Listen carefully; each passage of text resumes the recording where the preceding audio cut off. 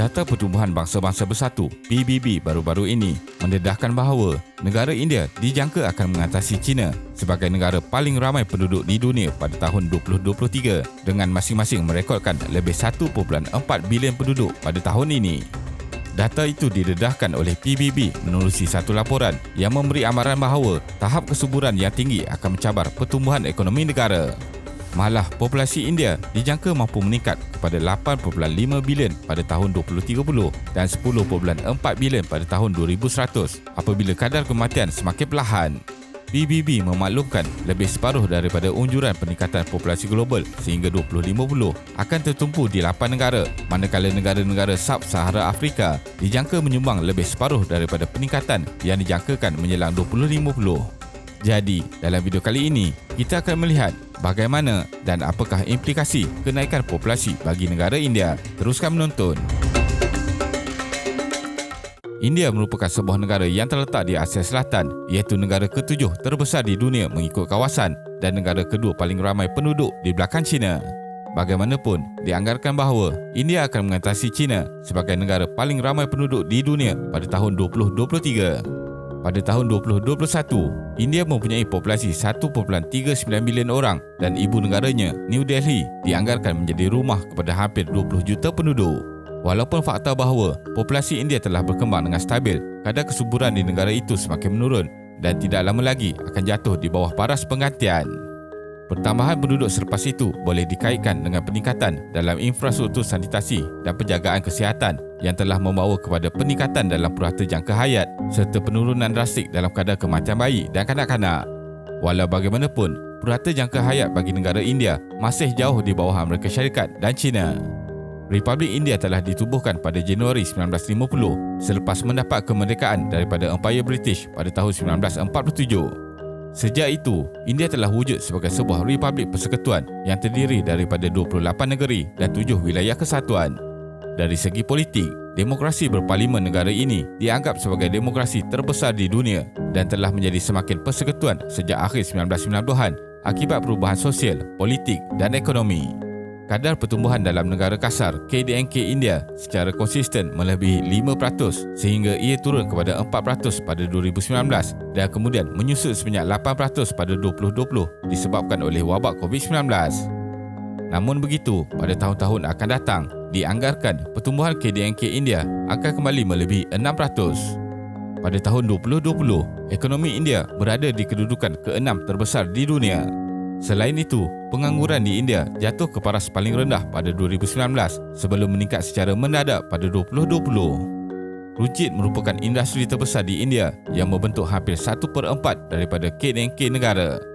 Pertanian juga kekal sebagai industri utama dengan produk utama negara seperti beras, gandum, kapas dan teh. Industri pelombongan juga merupakan salah satu penyumbang utama kepada ekonomi India. Implikasi pertambahan populasi. Menurut bekas Ketua Perangkaan India, semakin besar populasi sesebuah negara, maka semakin banyaklah bilangan orang yang perlu dibiaya atau disokong. Jadi, ini bermakna produktiviti rakyat juga perlu meningkat untuk sebarang pendapatan per kapita. Walau bagaimanapun, apa yang lebih ketara ialah kadar umur orang bekerja dalam jumlah penduduk. Dalam pada itu, kadar penyertaan tenaga buruh di India adalah lebih rendah berbanding China. Ini disebabkan oleh penyertaan tenaga buruh wanita yang rendah di India, iaitu sekitar 25% sahaja. Disebabkan oleh itu, kerajaan India perlu memikirkan dan merancang dasar dengan baik. Contohnya, jika pihak kerajaan meningkatkan penyertaan tenaga buruh wanita tanpa meningkatkan jumlah pekerjaan, maka secara definisi akan menyebabkan segelintir lelaki akan menganggur.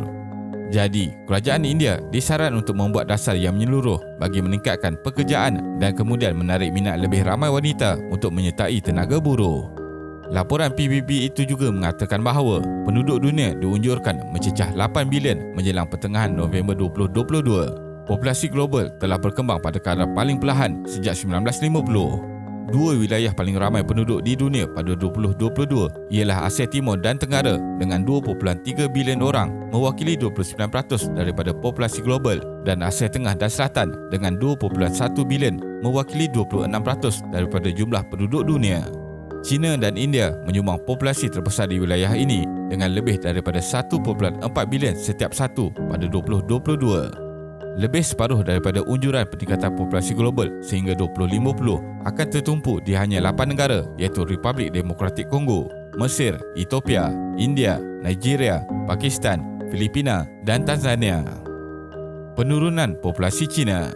Penurunan populasi China pula dijangka membawa kepada kekurangan buruh dan kejatuhan dalam tahap penggunaan, sekaligus memberi kesan kepada prospek ekonomi masa depan bagi negara ekonomi kedua terbesar dunia itu. Jumlah kadar kesuburan wanita dalam umur mengandung di China ialah 1.3, iaitu berada pada tahap yang agak rendah dan dijangka akan terus menurun pada tahun-tahun akan datang. Kadar kesuburan China mungkin menjadi yang terendah di dunia jika tiada campur tangan dasar yang kukuh. Mengikut data sedia ada, dalam tempoh 10 tahun akan datang, bilangan wanita berumur 22 hingga 35 tahun, iaitu tempoh melahirkan anak, akan menurun lebih 30% berbanding data sekarang. Memandangkan krisis demografi, China menghentikan dasar satu anak satu keluarga pada 2016 dan membenarkan setiap pasangan untuk memiliki dua cahaya mata. Namun begitu, ia mempunyai kesan yang sangat terhad untuk menghentikan populasi yang semakin berkurangan kerana tidak ramai yang menyokong polisi tersebut. Oleh itu, kerajaan China dijangka akan menarik balik semua sekatan ke atas bilangan anak yang boleh dimiliki pasangan bagi mengatasi masalah penurunan populasi ini. Kadar kesuburan menurun secara global. Pada masa yang sama, beberapa negara dengan ekonomi paling maju di dunia juga menyaksikan penurunan populasi apabila kadar kesuburan jatuh di bawah 2.1 kanak-kanak bagi setiap wanita yang dikenali sebagai kadar penggantian. Berdasarkan laporan itu, populasi akan berkurangan sekurang-kurangnya 1% menjelang 2050 di 61 negara. Sebenarnya, kadar kesuburan menurun secara global bukan sahaja di China, malah di kebanyakan negara walaupun penduduknya semakin bertambah. Ini kerana apabila generasi terdahulu berkembang, mereka lebih cenderung untuk mempunyai anak yang lebih ramai. Tetapi dunia hari ini sudah berubah disebabkan oleh kos sara hidup yang semakin meningkat. Lebih ramai pasangan yang memilih untuk menghadkan jumlah anak yang dimiliki, berbeza dengan zaman dahulu. Pertumbuhan ini juga sebahagian besarnya disebabkan oleh perkembangan dalam bidang perubatan dan sains, yang bermakna lebih ramai kanak-kanak yang boleh hidup hingga dewasa dan lebih ramai orang dewasa akan hidup lebih lama hingga ke usia tua. Corak ini berkemungkinan berterusan, yang bermaksud menjelang 2050 purata jangka hayat global adalah sekitar 77.2 tahun. Tetapi corak ini bermakna bahagian penduduk global berumur 65 tahun ke atas diunjurkan meningkat daripada 10% tahun ini kepada 16% pada tahun 2050. Kesimpulannya, populasi yang semakin meningkat sebenarnya merupakan peringatan penting mengenai tanggungjawab semua pihak secara bersama bagi menjaga bumi. Perkembangan penduduk dunia semestinya membawa pelbagai implikasi, sama ada positif maupun negatif, kepada sosioekonomi negara. Namun, jika pertambahan ini dirancang bersama dasar yang komprehensif, ia pasti akan membawa lebih banyak kebaikan kepada sesebuah negara. Terima kasih kerana menonton dan jangan lupa subscribe. Jumpa lagi.